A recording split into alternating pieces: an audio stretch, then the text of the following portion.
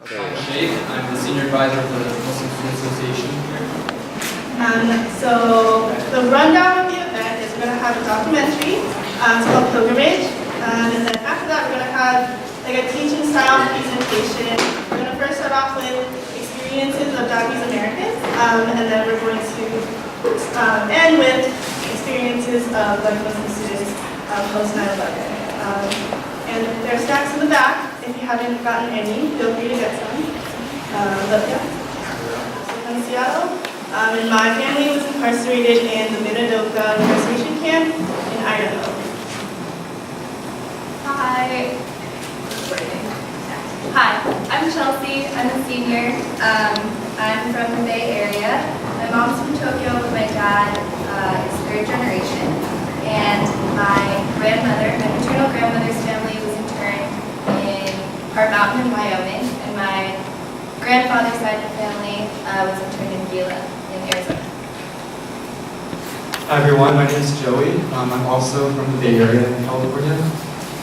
I'm fourth generation, my dad is third generation. My grandfather was interned with his father. They went from Santa Anita to Jerome, Arkansas, and then back to Tupelo. I forgot to mention that. So my dad is third generation, making me fourth generation. And then my mom is from Japan, making me also second generation. So I wanted to start off with a question.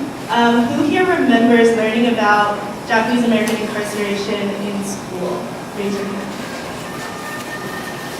So if you look around the room, not everyone is raising their hand, which is incredible to me.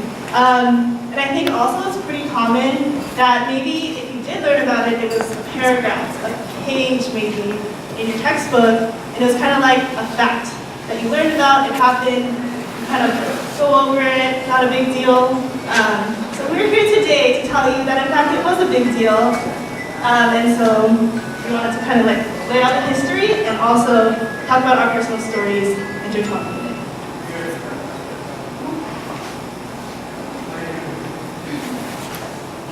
Hi. So I'm going to start by talking about something called the Munson Report. So this was before the bombing of Pearl Harbor in early 1941. FDR commissioned a surveillance report called the Munson Report because he wanted to learn more about Japanese Americans living on the West Coast and Hawaii because Japan was a rival power. This report included decades of surveillance information of Japanese Americans that had been collected in efficient counterintelligence and also Mr. Munson's own observations. So of this 29-page report, some things he said was that these Japanese Americans have made America their home and show a pathetic eagerness to be Americans.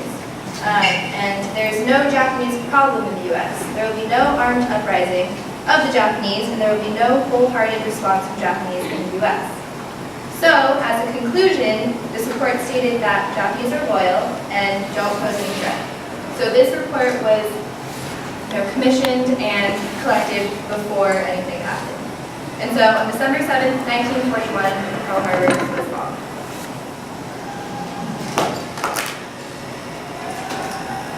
Two months later, on February 19, 1942, President FDR signed and sanctioned Executive Order 9066, authorizing the forced removal of Japanese Americans living on the West Coast to prison camps under the grounds of national security. This completely ignored the Munson Report, and even President FDR saw this report.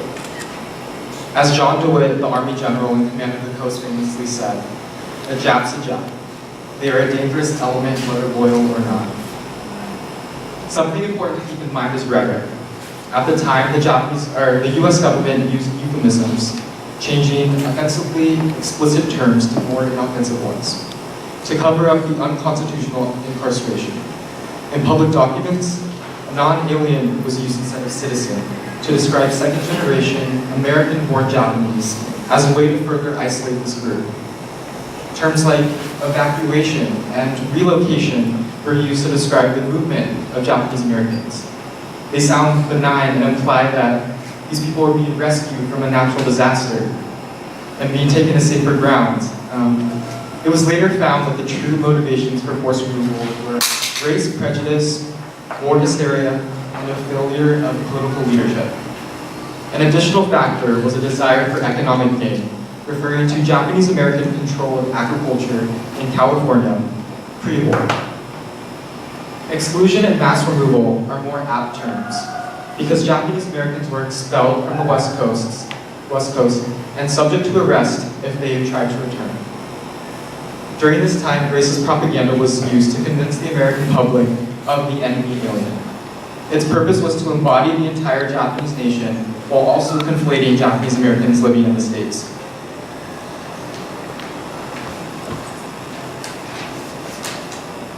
It also tried to separate Japanese Americans from other ethnic Asian groups living in the US.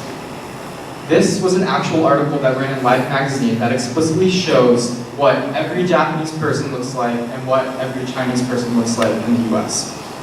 Overall, Japanese people were deemed to all look the same and to all pose a threat in the US.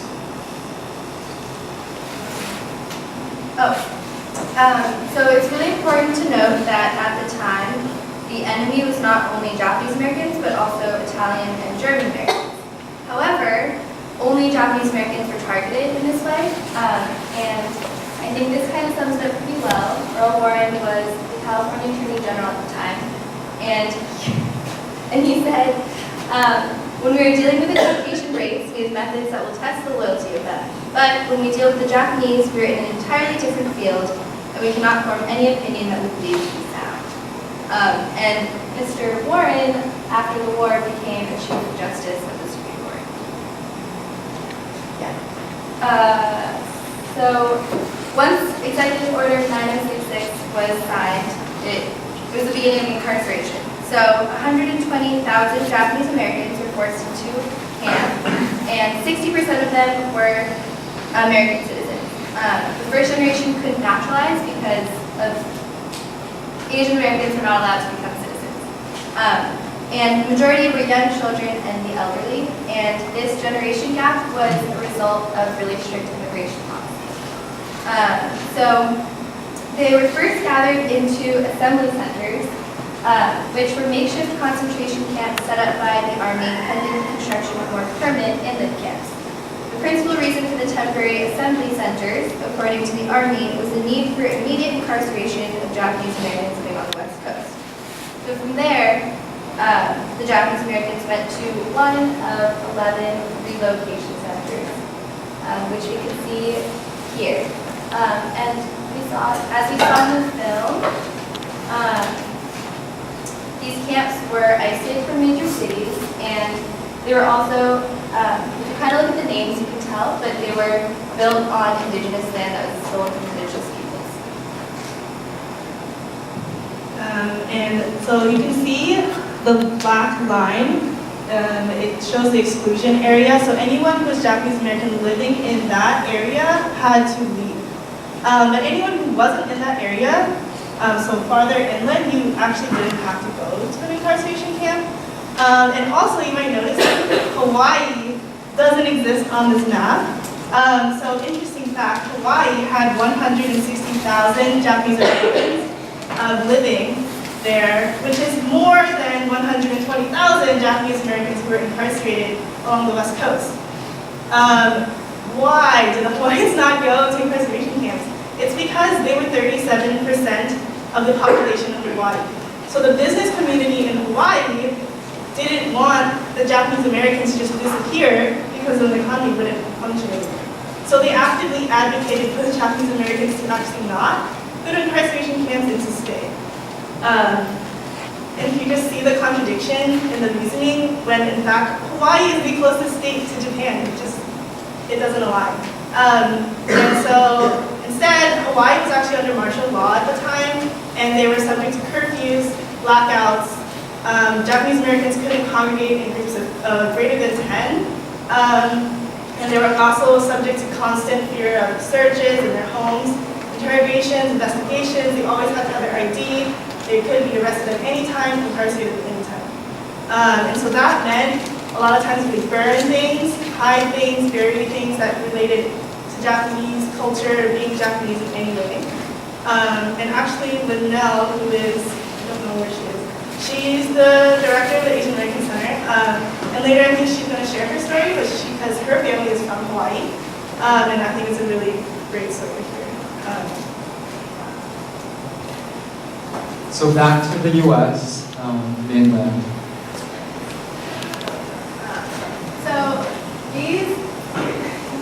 This is a list of constitutional rights violated. It's quite long. So I can't really go through all of them, but kind of an example of some of them. The Japanese Americans were not told of their crime, they weren't charged, they weren't convicted, they weren't given a trial. Cruel and unusual punishment. They were horrible living conditions at the assembly centers. They were in horse stalls for months, and that's why they had to live. And I remember my grandmother talking about the stench of where they were. And equal protection, the government acted solely on the basis of race and national ancestry. So, so there are two important court cases that happened at this time. One was in 1943, which was Hirabayashi versus the U.S., in which the Supreme Court held that the application of curfews against members of a minority were constitutional. The other one was in 1944, Korematsu versus U.S., which the Supreme Court upheld the constitutionality of internment under the premise of national security.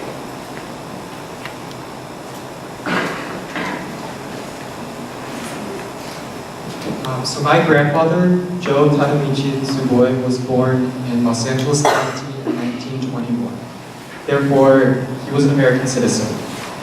He was just 21 years old when war broke out. Once the executive order was signed, he and his father were first sent to Santa Anita racetracks, east of LA, in a temporary assembly center. This was because at the time, incarceration camps weren't built. So the majority, all of the people had to go to these assembly centers first. He, along with everyone else, could bring only as much as they could carry. At Santa Anita, my grandpa lived in an overcrowded horse stall for 4 months and developed pneumonia from the inhumane conditions. Real quick. So this picture is of a school, and it's kind of a before and after. So all these children that had to go into concentration camps were pulled out of school, as you can see. And that's them lining up for the train to be evacuated. So I also have my grandmother and great-grandfather, and that side of the family was also at Santa Anita Racetrack. And so my grandmother was telling me about how at the time she was a baby, but her mother had tuberculosis, so was at a sanitarium and didn't get interned. But because of that, as a baby, she required baby milk, baby formula. But being at this horse stall, she didn't have access to any of that, and so my great-grandfather had to write to white family friends and ask them to bring baby formula to Santa Anita for her to survive. Okay. So this trunk, my dad took a picture of this last night for me. So it used to be in my room. It's what carried like our old, like the winter blankets, and I never knew what it was. So I asked him one day, and I found out that this is the trunk that my great-grandfather brought to camp. So it's really not that big, and you can see it's kind of faded, but his name is on the side and a number assigned to him. So yeah, all the stuff that he was allowed to bring for himself and my grandmother is in this trunk. And this is a picture of my grandmother. Up there, that's the young girl. They're in front of their like delivery truck. They had a produce stand called Tad's Marketing Grocery. Tad was my grandmother's brother, who is pictured right there. That's in front of their store. And since I was in Seattle, where my family was, they went to the Seattle Fairgrounds, which if you are from Washington State, you know that that is an active fairground to this day. Really popular, very famous. Which is crazy to think that my family lived there for 6 months in horse stalls, living in manure essentially. My grandmother was in high school at the time, so she had to leave her high school and go to the hostel. And then after that, they went to Minidoka, which was in Idaho.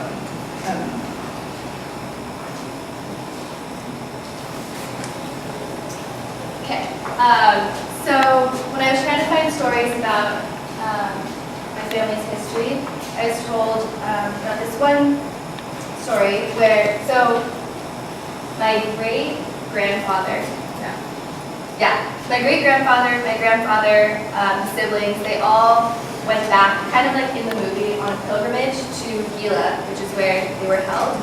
And at the time, I guess my great-grandfather was the oldest person there, and so he got interviewed. And during the interview, I guess he started like crying. And the reason why he started crying is because he remembered the moment he arrived at the camp. And he was talking about how when he got there were all these holes in the ground. And it was probably because the barracks had just been built, they were probably going to build more. But because of all the anti-Japanese sentiment, the way they'd been treated up till that point, he saw those holes and thought that they were all going to get shot and buried. And I just thought that was really powerful. In general, the conditions of the camp really were a prison camp.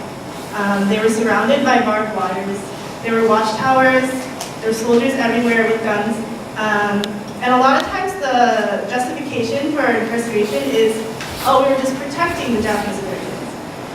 But in reality, the watchtowers, the guns were pointing in. They weren't pointing out. So it really wasn't for their protection at all. Another thing is that the structure of the camp was that you lived in communal barracks, really tight quarters, and you had to go to mess halls for meals. Parents were separated, so you can just think about the effects on family structures, family dynamics. And so another thing so my grandmother passed away when I was 8, so I don't have a lot of memories of talking to her, but I do know the one thing she always talked about was the sand and how there was so much sand everywhere all the time, they couldn't get rid of it. And the barracks were lined with tar paper, which just let everything in, essentially. So that's just one memory that I have.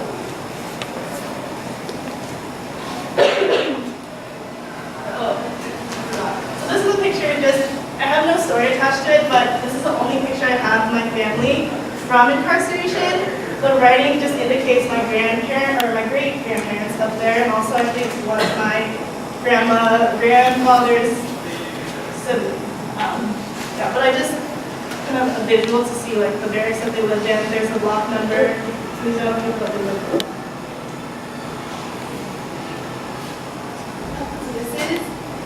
So that's my grandma, both of these little girls. Pictures of my grandma at Hart Mountain in Wyoming, and my grandmother also sent me this picture, and we have no clue who that guy is. So he's there. But I guess that mountain in the back is somehow shaped like a heart. That's why it's called Hart Mountain. But it kind of gives a good visual of sand. I'm assuming that's sand. Or snow. Of the elements. And also, so my godmother is also Japanese American, and her mother was interviewed once, and one of the quotes she gave in line with what Anne was saying was, "All I remember was the tar paper barracks and the sandstorms and walking and getting lost in the sandstorms. And it was blowing so hard you couldn't see the buildings. And just standing there, crying on my way home from school and wetting my pants because I didn't know what to do." So the documentary also talked about this, with the idea of patriotism, Americanism, like how do you prove yourself that you're an American? So one way that the Japanese Americans were, they like proved their loyalty was that they could enlist in the army. Which if you think about it, it's the greatest sacrifice that you can give, your life, to a country that just is imprisoning you and your family. And my grandmother's uncles enlisted as well. And the most famous regiment is pictured up here. This is the 442nd, which is made up of all Japanese Americans. And then actually 100th Infantry Battalion is made up of all Hawaiian Japanese Americans. So both of these were sent to Europe. And the most I guess, famous battle was when they were saved. They had to go save the lost battalion. That's what they were called. They were Texan soldiers surrounded by Germans. There was about 200 of them. But everybody knew going in that it was a suicide mission. That there were going to be a lot of deaths, and you probably weren't going to come out alive. So a lot of other regiments had tried and failed. The 442nd kind of succeeded to save the 200 men, but they also lost several hundred men in the process. So it's kind of like, whose life are we valuing? And I think in total there were 800 deaths from this regiment itself.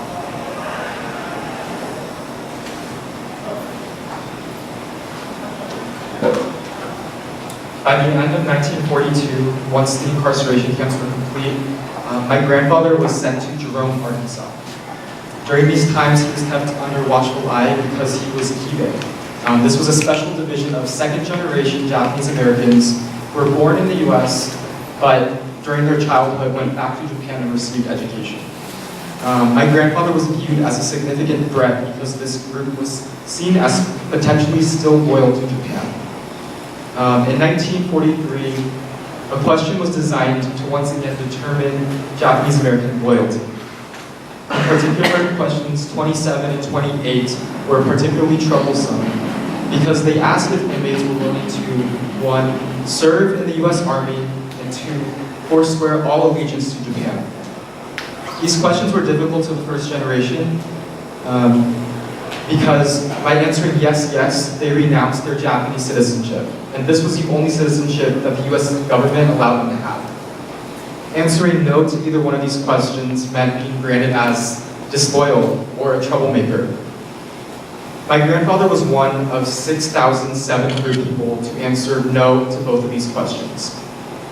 He was subsequently sent to a higher security camp known as Tule Lake. This is where they kept all the troublemakers.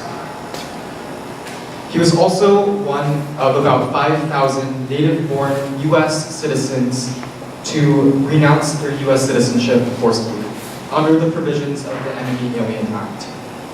After spending his early adult years in internment camps, my grandfather was deported to Japan.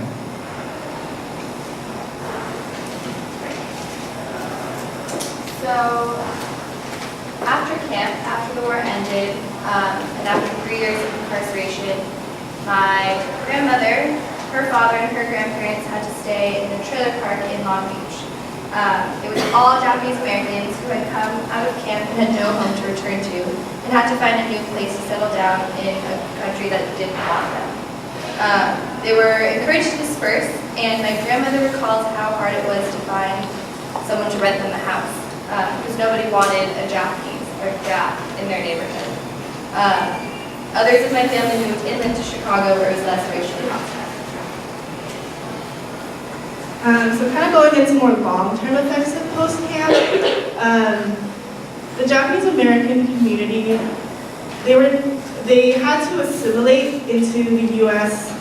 Society in a way that they had to blend in, don't show your Japanese-ness, prove you're American, things like that, which manifested in things like not passing down Japanese by generation. So my great-grandparents are from Japan, they spoke Japanese, they barely really spoke English because my dad talks about how he couldn't really talk to his grandparents because he doesn't speak Japanese because they didn't teach their children, and then so my grandparents couldn't teach my father how to speak Japanese. And I'm fortunate because my mother is from Japan, I'm able to speak Japanese, but that's just my circumstance personally.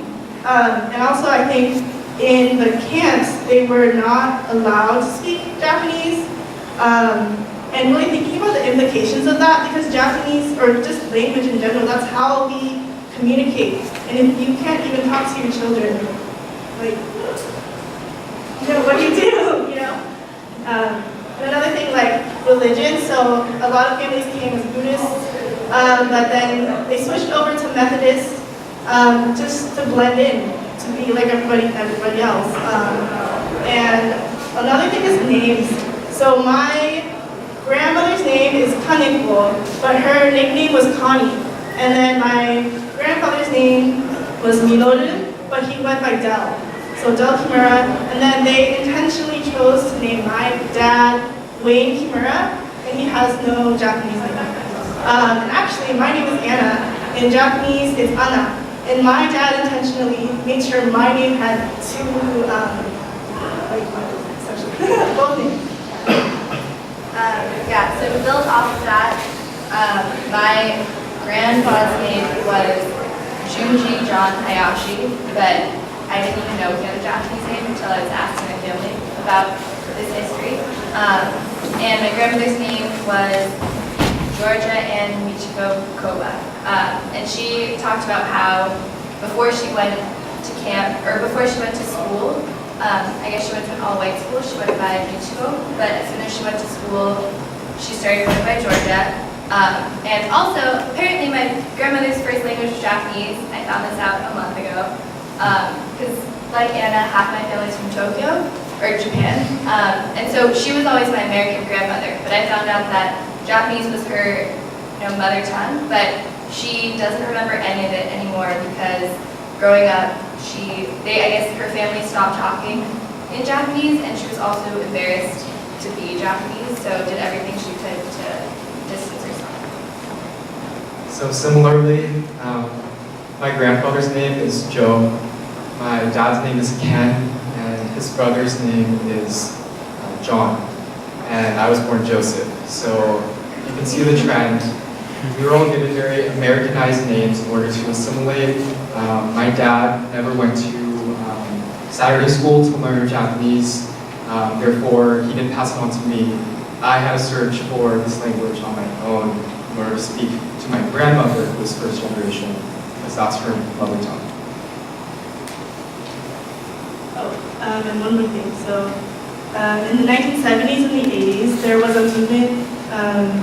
In the documentary, they were talking about how third generation, so people who weren't incarcerated, were asking their parents, what happened?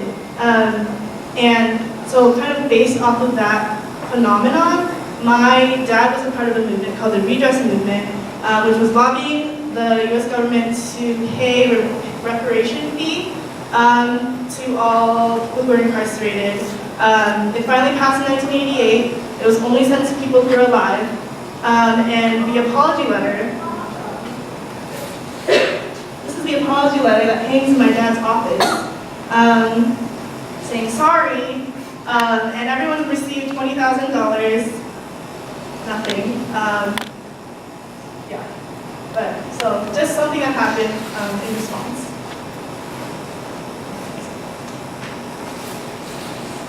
I want to say that Day of Remembrance not only recognizes the hardships and maltreatment of Japanese American citizens in internment camps, but it also draws attention to the lives lived after camp.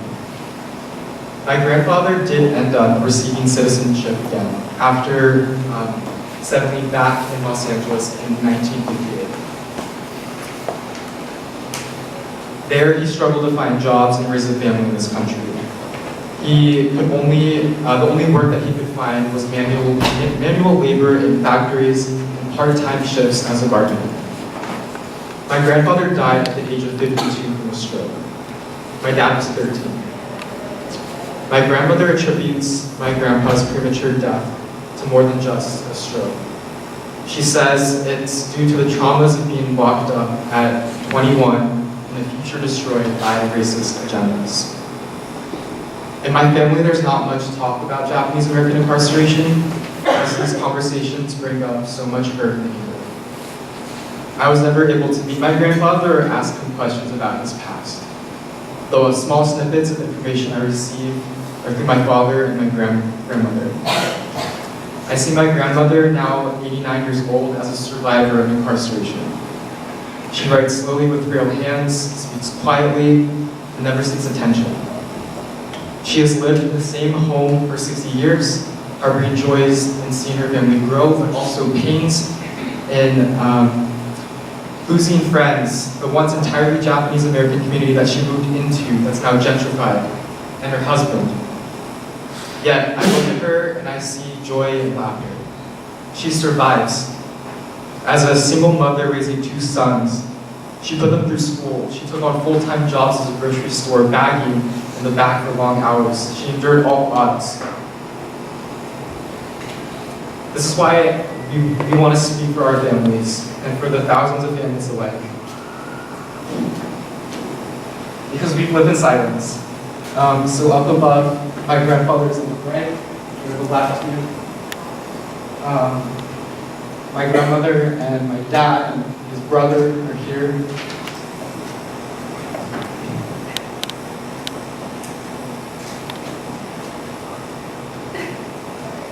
Day of Remembrance is a means of grievance, as well as a celebration.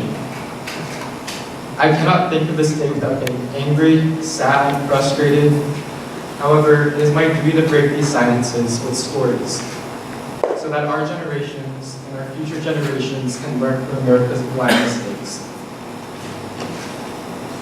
So I wanted to end with, so actually yesterday Tad was here for a different documentary. And I got to talk to him. Tad Nakamura is the one who made the pilgrimage. And I got to talk to him about kind of where he was coming from. And what he was talking about was that in the Japanese American community, there's a lot of sadness attached to Japanese American incarceration. But he really wanted to emphasize that our experiences here are not isolated. Every marginalized community in some way has these experiences. And we want to share them, we want to learn, we want to connect. And so, like, the documentary was one way that he could do it, and this was kind of our way of doing it as well. And he also talked about how, so we as Japanese Americans, we are no longer the target. And that gives us a certain privilege, and to utilize our privilege to support those who are under attack right now, supporting them, telling them you can trust us, we'll give you support. Which is basically, it's because in 1940, Japanese Americans, no one stood up for them, no one spoke out. They were just carted away. And so you don't have to repeat that again. And so he kind of, I really like the way he put it, is that, so grandma and grandpa in Japanese is oba-chan, oji-chan. And thinking about the people now, because our oba-chan and our oji-chan were incarcerated, and thinking about, like, that's my oba-chan, that's my oji-chan. Like, we can support them, we can stand up for them, we can speak up for them. So I thought that was really powerful the way he put it. So now we'd like to introduce Sean and Nazifa to share their personal stories post 9/11. Thank you so much.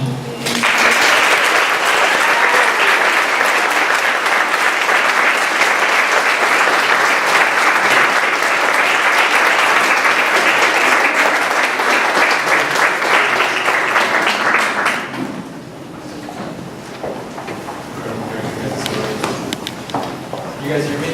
It's alright, I never know exactly where. A little louder. A little louder? Okay. So, as I mentioned before, my name is Sean Sheikh. I'm the Senior Advisor of the Customer Student Association. I'm honored to be here today with all of you. It's an incredible crowd. Really great presentation. Sorry? I do.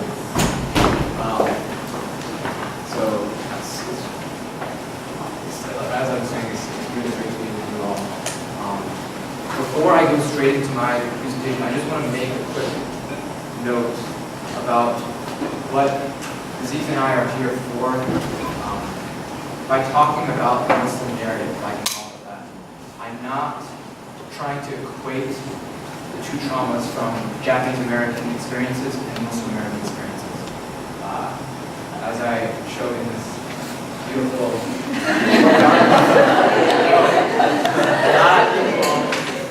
they are different, but what I'm going to try to do is I'm going to make a comparison. I'm going to show side-by-side analysis of just these similarities. So some might say that this is semantics and everything, but I think that this is an important distinction to make, that I'm making comparisons, but I'm not equating them. So what I am trying to do, again with my word art, show essentially, discuss the origins of these traumas. Japanese American, Muslim American, you can have the same origins with other traumas as well, whether it's Jewish American, Catholic, in their past, Native Americans, you have this origin of prejudice and the common narratives that are used to instill this prejudice in law or in society, and this is where we have this idea of institutional racism, right? It's the way by which government officials or just your common neighbor normalize these prejudices. And so what I'm going to try to talk about are two common narratives that we've already talked about before and have been addressed, but I just want to get into depth a little bit on these. This is looking at these communities, the Japanese American community and the Muslim American community, through the lens of national security and viewing these minority groups as a threat, and also the euphemisms used, as Joey mentioned specifically, and Chelsea and Anna also talked about, labeled for Japanese Americans on the policies that affect them, and the same with Muslim Americans. So, first, national security and minority threat. These are the same quotes that you guys seen before. This is not because of a lack of racist material. Believe me, there's plenty. I just didn't want, I don't have the same familiarity with this history, and so I didn't feel very comfortable just plugging in from other sources. So I just wanted to make sure that these are strong. And so you've seen it already, but I can reiterate.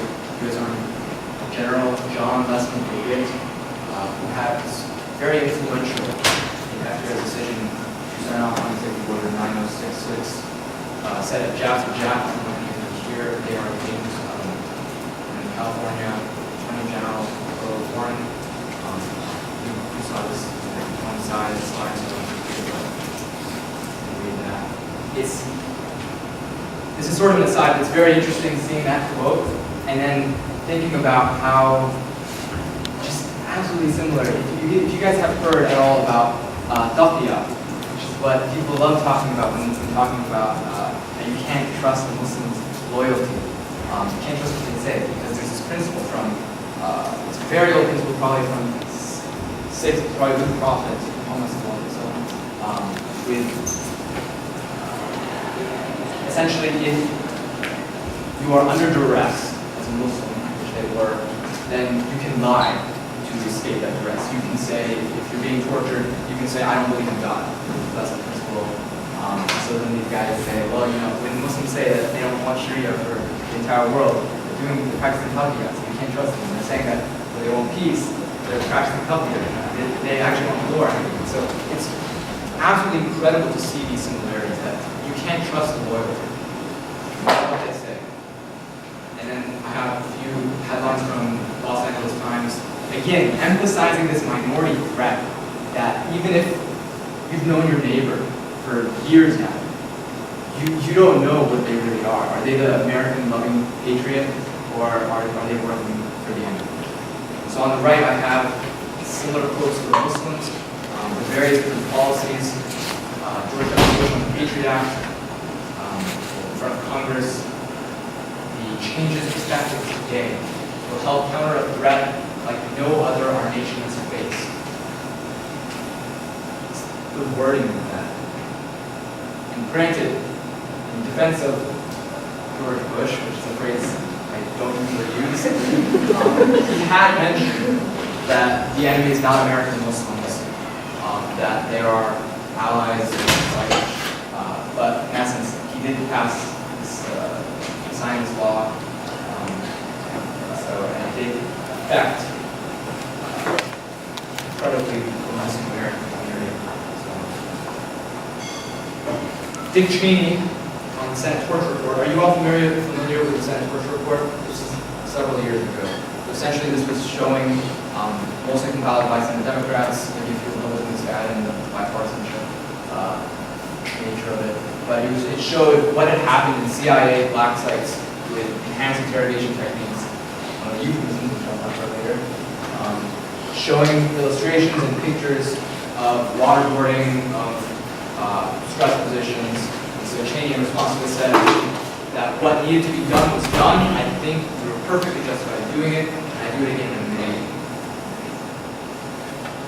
And then former National Security Advisor, General Michael Flynn, tweeted fear of Muslims as rational, along with a video essentially saying the same thing, I put rational all caps because he did something with caps lock administration.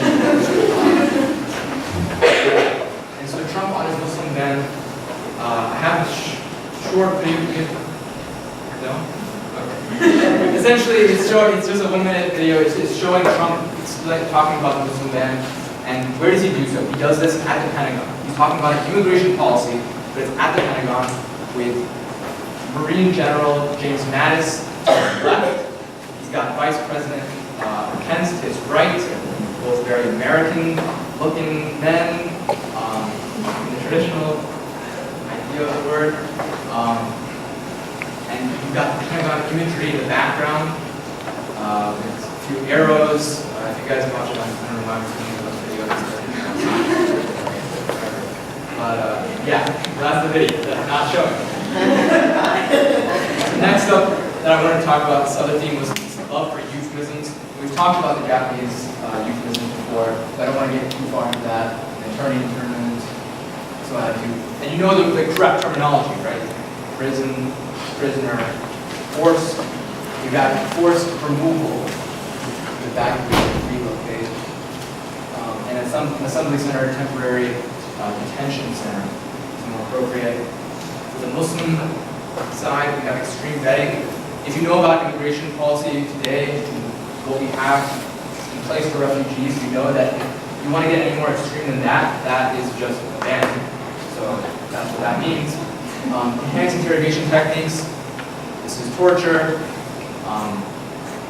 I was debating that, but I think if you look at that torture report, you'll see that what TIT stands for. Detainees in detention camps. This sounds a little bit better or more accurate than internment camp, but it's still wrong because it's still prisoners. Extraordinary rendition. This is great because it sounds so random, but if you look at the definition, it's the government-sponsored abduction of a citizen and the extrajudicial transfer from one country to another. That's the definition. Essentially, it's kidnapping,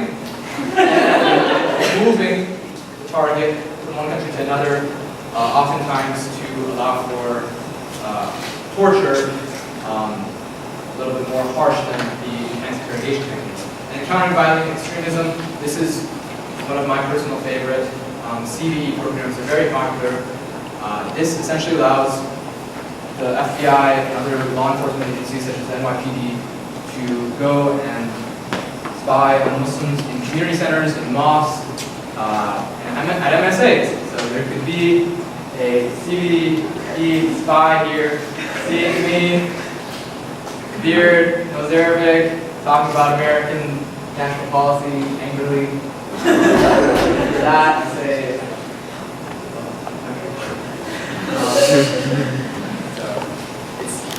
it's fine. It's basically what I'm saying.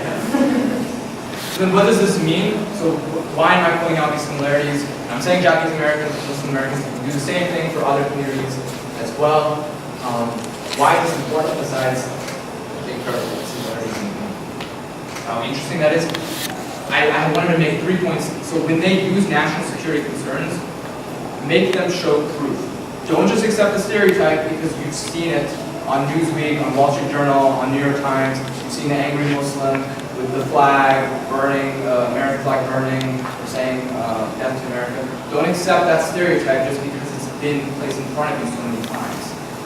And when they appeal to fear, show them the history of fear-mongering and its effects, and ask them about their values. Ask them how much of their civil liberties are they willing to give up for this sense of security. Because it really is a sense of security, it's not actual security. And then finally, when they use euphemisms, question their definitions, use the correct terms for yourself, don't play their game, because it's just false. It's not. Enhanced interrogation techniques, it's such a strange term. It's torture. And if you want to debate torture, then I'm all for that. We can debate it, we can talk about that for hours. But first we need to agree on the terminology. And so,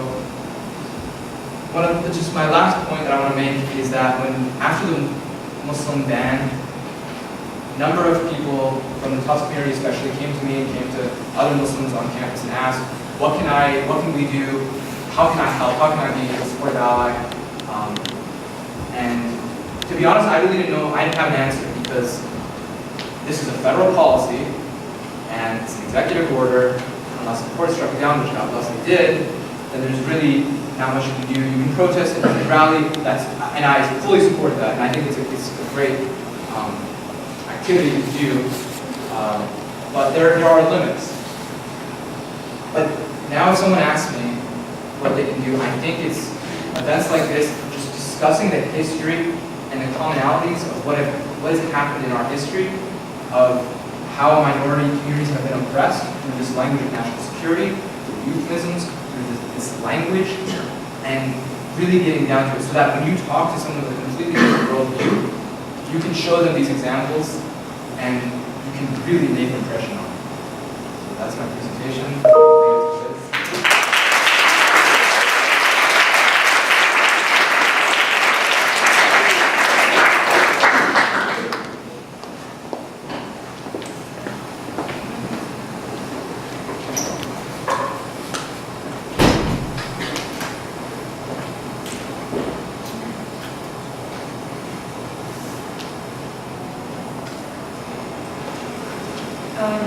Hi everyone, so my name is Nasifa. I am a senior studying here and president of the Muslim Student Association. And so I basically wanted to share my story and talk a little bit about everything that we've talked about so far and how it kind of plays out in the day-to-day life and like the effects of that. So I was born in Dhaka in the capital of Bangladesh, and my dad worked in the US at the time. And he came on in a work visa, with a work visa in 1990, and he used to travel back and forth to visit my mom. We had married while living here as a citizen. And then once he became a citizen, he applied for my mom and my older sister and me to come to the US. And so when we came in 1997, I wasn't 2 years old yet, and so we basically grew up in Brooklyn in a one-bedroom apartment. My dad worked 7 days a week to support us, and my mom was doing the hustle. She was like trying to raise kids, feed a family. And I remember one time I was looking through my mom's bag, and I found my own face staring back at me from one of her papers, and it was a photocopies, black and white photocopies of these cards that we had emblazoned with the words "President Alien." And I was really young at the time. I had I think I was 5 or 6, I don't remember. And I was the word alien meant something very specific to me, and that green creatures. And I was whoa, that's me, that's my face, I'm an alien. And so my mom's an alien, my sister's an alien. And so that was I don't remember if I was excited or not, but I was definitely well, that's not what I thought of myself. And I was just thinking about the Brooklyn that I knew, which was full of all these people like my mom and people who worked in bodegas and drove taxis and took care of the kids and the family. And all the kids growing up they were learning Quran at the mosques, and they were helping out their parents on weekends and things like that. And I know that they all have papers, not they all, a lot of them have papers that they give pride, whether it's their visas or their green cards or their workers permits. And those papers, the way my mom had those papers, I carried them around with her all the time. Those papers mean something. They mean, this is where I'm supposed to be. And I remember when I became a citizen, it was a little bit before 9/11, and I just remember very vague memories of this office, and there was paperwork, and they asked me questions. And, the cards we had to carry, they changed to passports. And the thing is though that I didn't feel any different. I don't remember feeling any different after becoming a citizen. I didn't feel I suddenly American and hadn't been one before. And I didn't have to think about it again until this past summer when I was facing my own citizenship privilege for the first time in a long time. And like thinking about all the benefits that being a citizen gave to me that it didn't give to others. And like, I have been subconsciously thinking about myself still as that residential alien because I like didn't think about citizenship that much. And things like brown skin, things like language, food faith, these are all signs of like what American wasn't for me. And so I still didn't know what answer to give when someone asked me if I was American. And post 9/11, although I had recently gained citizenship, that feeling of being an alien was still entrenched in me. Like this was me at the age of 6. I wasn't thinking about museums and the Senate torture report. Like I was thinking, I remember I started watching out for like men in like Matrix style business suits, and I imagined them like huddled on street corners, like with their dark sunglasses, taking notes. And I like didn't know anything about like what informants were happening.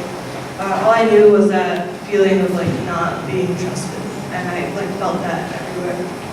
And I think my dad was watching out for those men too, but like they weren't those men for him. They took on a different form. And so when we had that feeling of being not trusted, it meant that we like learned to not trust ourselves. And we stopped attending mosques for Arabic school, and my mom stopped wearing hijab. And the phrases, we're good, we're peaceful, we're loyal, I remember always protesting over and over again to schoolmates, to teachers, and to television screens. Another voice always whispered in my ears, like, what if they're right? And I tried to like distance myself, like, saying things like, we're one of the good ones. We aren't what you see on the news. And then it's like the question of like, how do you defend yourself from yourself? I could deal with people yelling at me on the train or like backhanded compliments from like classmates and teachers. But like when I stopped feeling safe praying in my own home, like that's what the safety looked like. And so there's this sense of not being trusted, of like Muslim communities being tools to keep Americans safe. And if we're not being those tools, then what's good are we? And you see this on like both sides of the like political spectrum. And I think it like has a lot of parallels to like how Japanese Americans were seen as like, they had to like prove their loyalty in many ways. And then there's this idea that there's like this legal way to become American, and as long as you follow that legal path, you're fine. When time and time again, it's been apparent that this notion of being American, of being loyal and trustworthy and deserving of protection, is a notion that can be bent based on your political whims. Like me, I don't know if I was alive at the time to determine if I would have been allowed to be a citizen because I was born. And those rules, they just change depending on political climate. And yeah, so I still don't know what loyalty to flag means. I never wanted to like fight liberty's wars, and like Pledge of Allegiance was something I mumbled along to because I liked the way it sounded. It's got a good ring to it, which is part of propaganda, right? Things like I'm loyal to my family, I'm loyal to God, I'm loyal to the people I love, I'm loyal to like organizations that I believe in and traditions that shape me, I'm loyal to the Brooklyn I know, and I'm loyal to myself. I think one quote that struck me from the documentary was, I need to define who I was and not have others define it for me. One of the speakers said that. And the rhetoric that the United States government uses strips that away from us and determines our values based on what we can give up. And, celebrating ourselves and like respecting our own traditions, that in itself is an act of healing from this.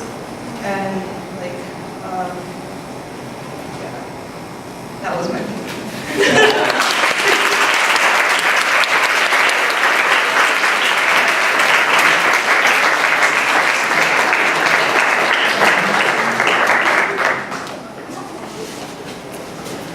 Thank you everyone for coming tonight.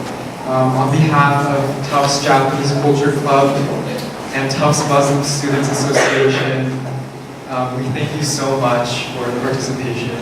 I want to also extend my thank you to Linnell and the Asian American Center for co-sponsoring this event. We're going to be here if y'all want to ask anyone.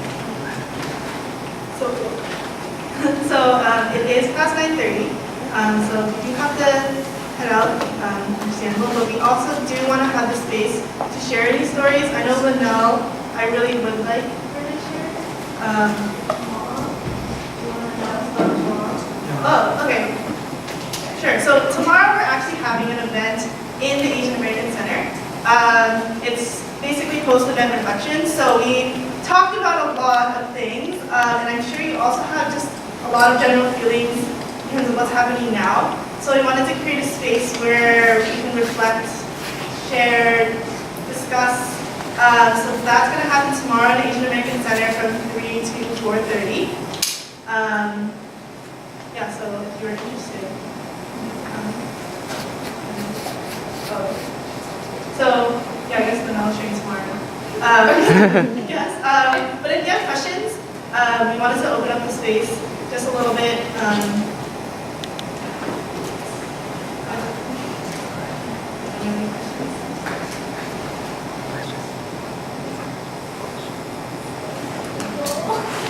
Okay, well, if you have any questions, you can come up to us after. But thank you so much for